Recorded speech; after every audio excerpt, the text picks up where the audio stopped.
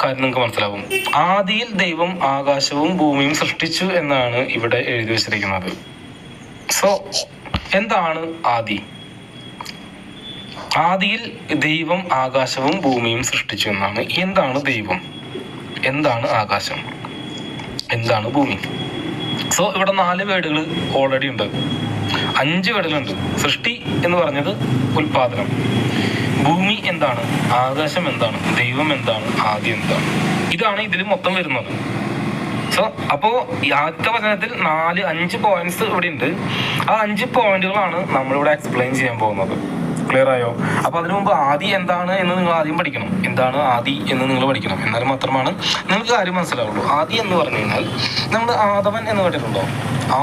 ആദവൻ എന്ന് കേട്ടിട്ടുണ്ടോ? ആദവൻ സൂര്യന്റെ മറ്റൊരു പേരാണ് ആദവൻ എന്ന് പറയുന്നത്. അപ്പൊ ഈ ആദവൻ എന്ന് പറഞ്ഞു കഴിഞ്ഞാൽ അത് സൂര്യൻ അല്ല. സൂര്യന് എനർജി കൊടുക്കുന്നവൻ ആരാണോ അതാണ്